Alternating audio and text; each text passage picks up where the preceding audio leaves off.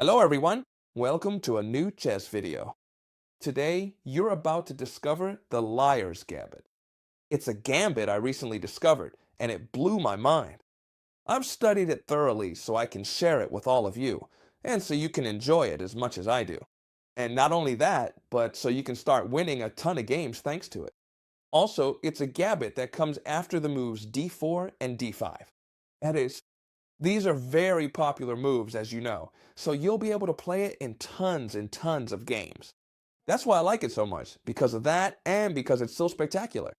By the way, let's do a challenge and see if you like this video. Since I'm making this video for you for free, how about you leave me a nice like, and let's see if we can reach 500 likes. That might seem like very little to you because you're used to watching really big YouTubers, but I prefer to have a small audience, but one that's the best. So if you leave me a nice like before we get started, I'll honestly be grateful to you forever.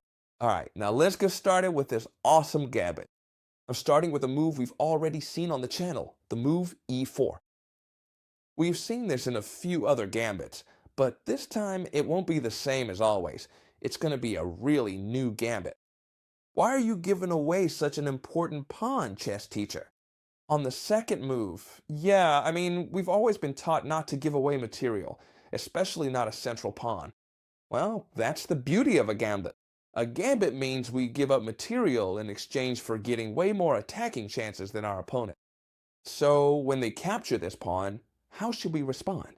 So we should respond by attacking it with this knight. Notice something.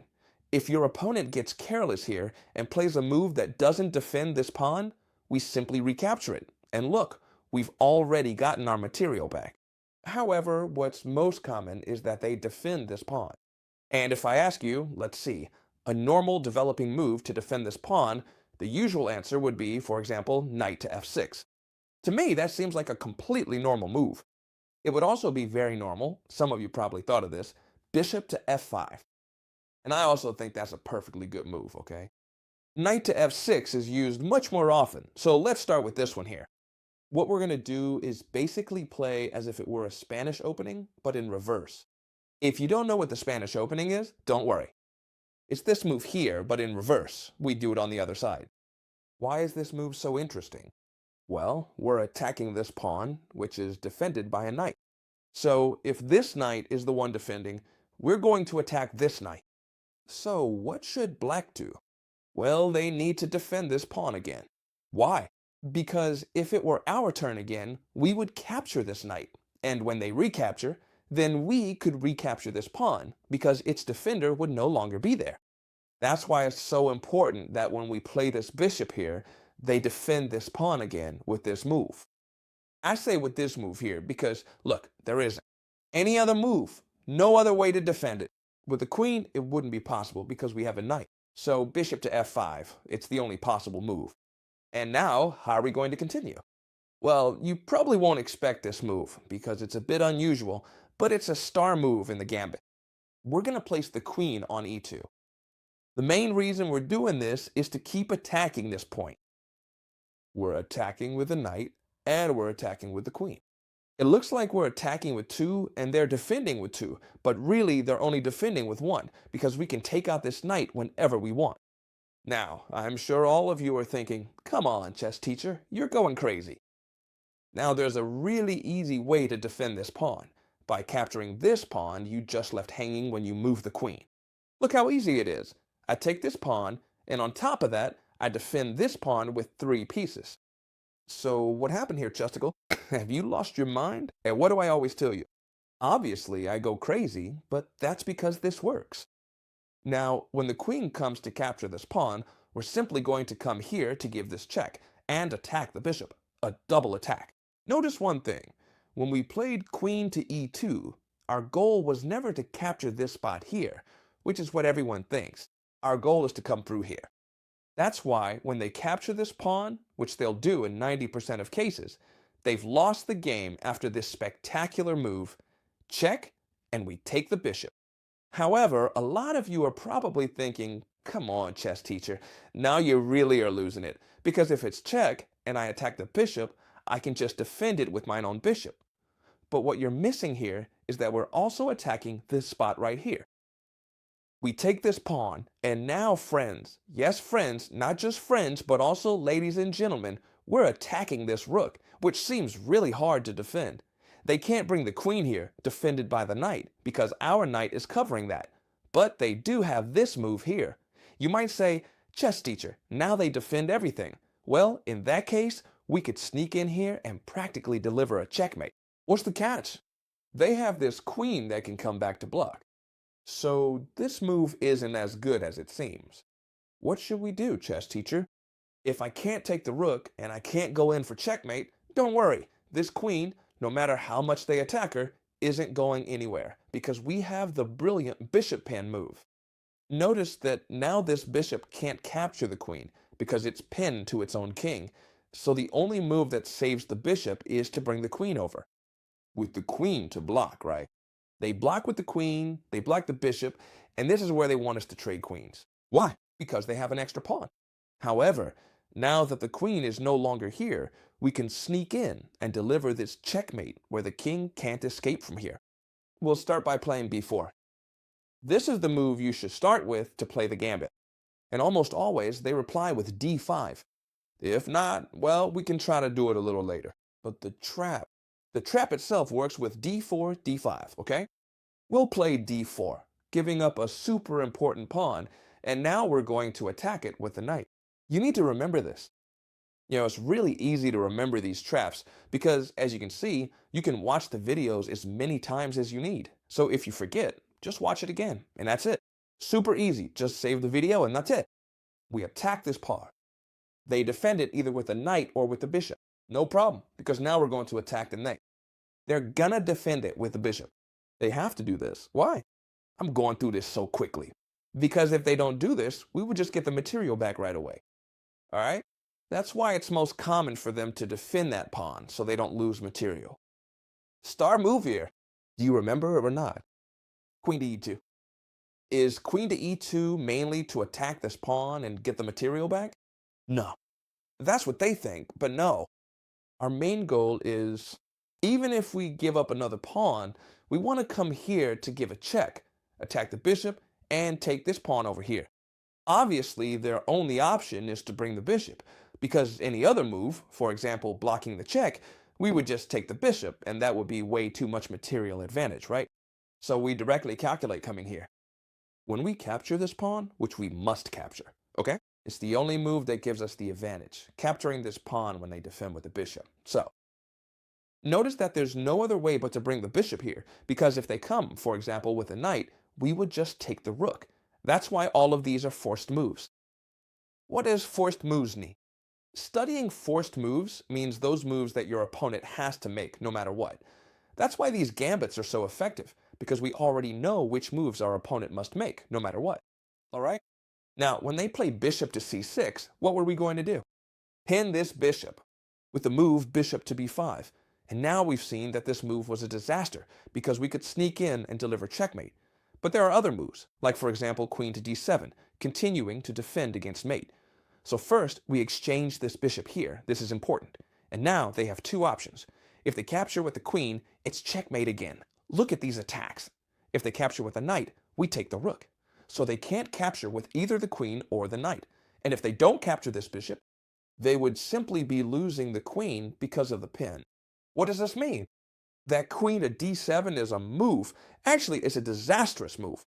Queen to d6 would be checkmate, and queen to d7 is also a disaster because of the bishop. So what other options do Black's pieces have?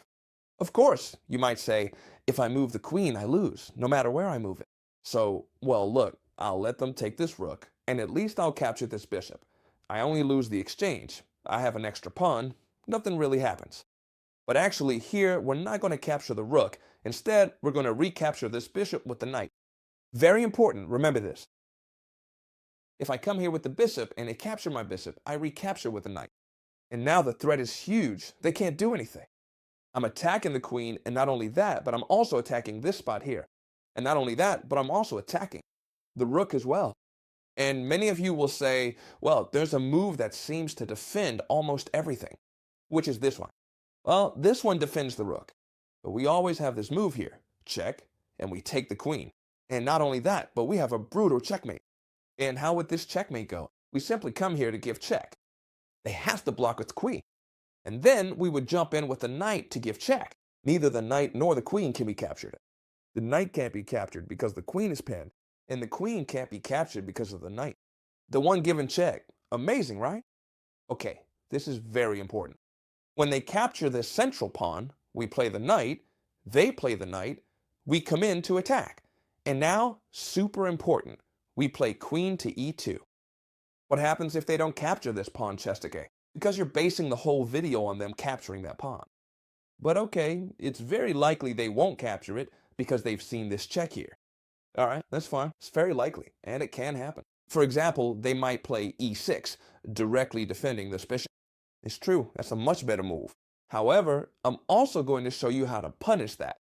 By the way, I've sometimes gotten comments saying the following. These videos don't work because if they play perfectly, they beat us. Look, this is very important, okay? If they always play perfectly against us, they're going to win. Always. What? Only machines are capable of playing perfectly. So these videos are meant to teach you how to punish your opponent's mistakes. If your opponent makes this mistake, you'll know how to punish it. And it can also help you a lot to avoid making those mistakes yourself. So these videos are actually much more useful than you might think. I've won a whole lot of chess tournaments throughout my life. And I promise you, learning this really helps a lot. All right? So now let's get back to what's important. What happens if they figure out that we play queen to e2 to come here and not to recapture the pawn, and they play, for example, e6? Well, that's great. First of all, let me tell you that now, since we've protected this and didn't come over here, you'll always be able to recover the material whenever you want. For example, by bishop takes knight, and when they recapture, we take this pawn. Why? Because now, as you know, we have two pieces attacking and only one defending this knight, so we can take it out whenever we want. Perfect. Besides that, I think there are much better moves than just capturing this knight, and I'm going to show you which ones I think are better. We'll start with castling long. Look, a castle where the rook is already placed on the same file as the queen, a super powerful file. So now, seeing that they're stuck, for example, in this pin that's so aggressive against their knight, notice that this knight will never be able to move because of the queen. The queen is also right here. Well, that's a pretty logical move, right? Is to develop this bishop to e7. Notice that it blocks the pin and doesn't really have any better squares because here it doesn't attack anything either, right? There's no pin or anything. Bishop to e7 is by far the most common move. So what could you do here? Could you do the same thing again, capture this knight, and then capture this pawn? Without a doubt, whenever you feel lost in this gambit, you can recover the pawn and end up with the same material as at the start, plus a good attack. However, as I said, there are much better moves. In this case, we're going to continue with the gambit line. We're going to play s3. Now, black is going to be rubbing their hands together. Why? Because at first they thought, I won an extra pawn, everything seems so simple, but now they realize we can take it back whenever we want. And when we play f3, they've seen the light.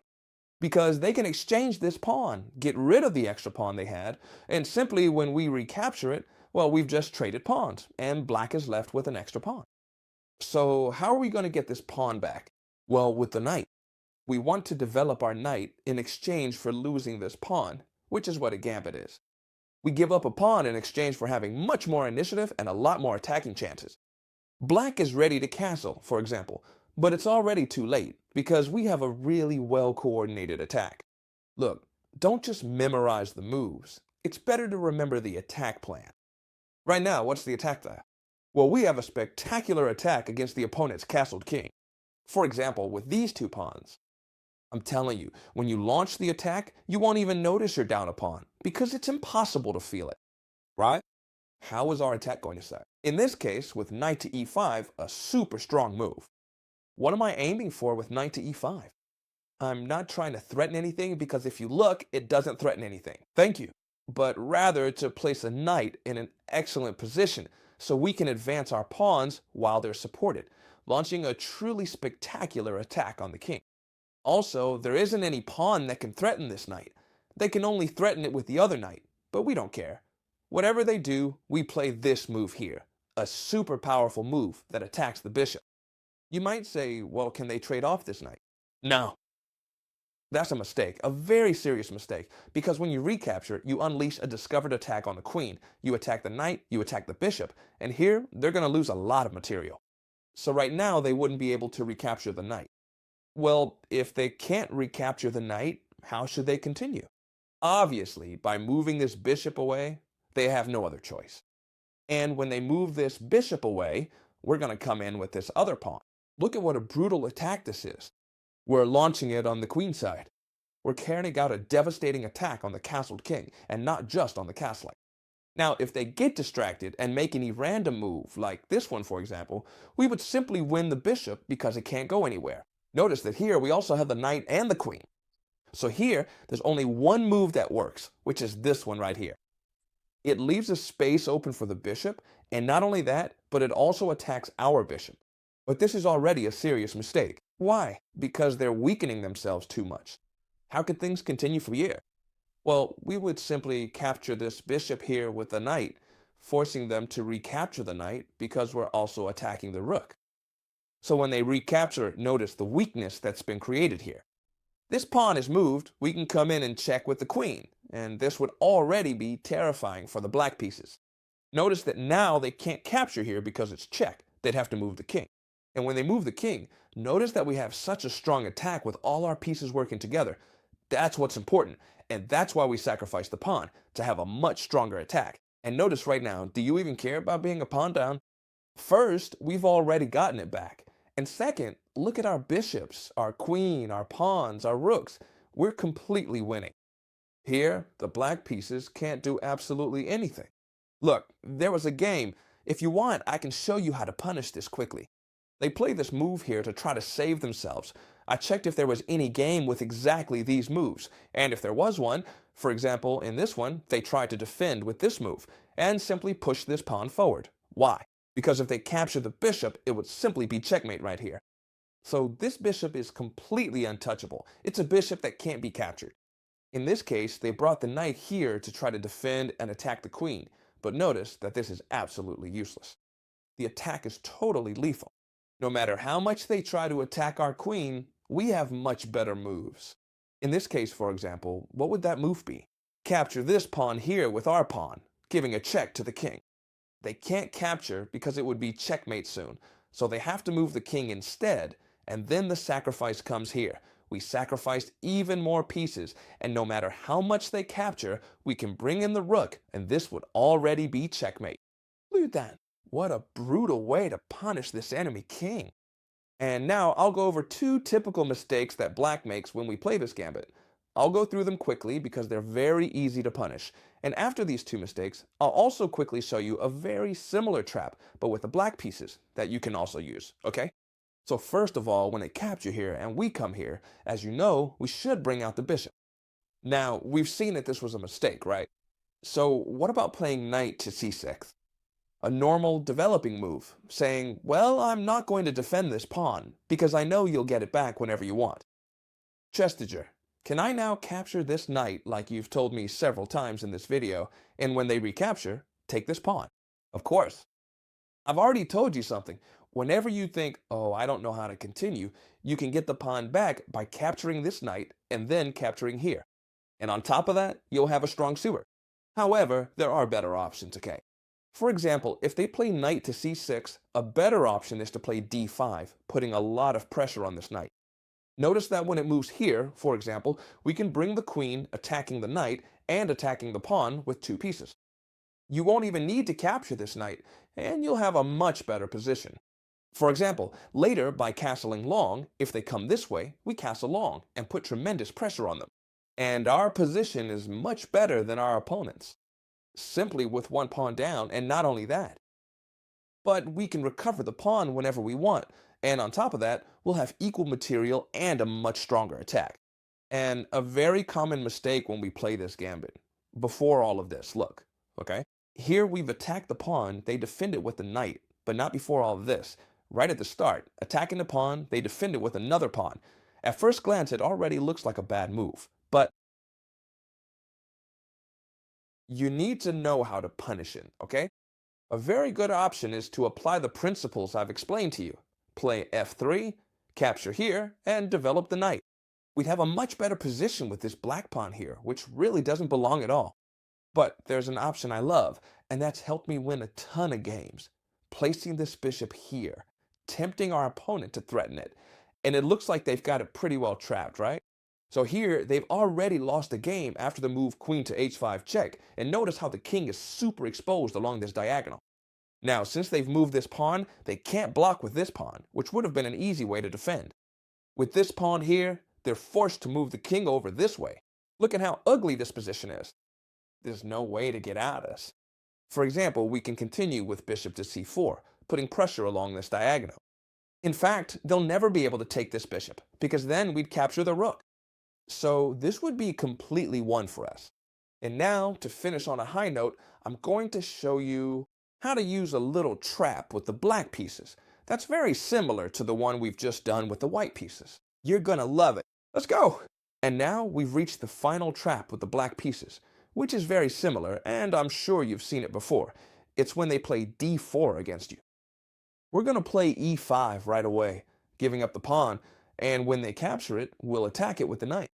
Notice that here they have two options to defend it. Sorry, with the knight and with the bishop. Just like what we've seen with the black pieces.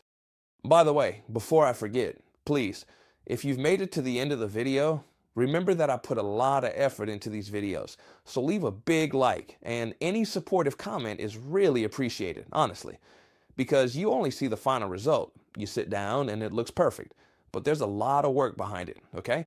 Thank you all so much. Here they can defend the pawn with two options, knight to f3 or even bishop to f4.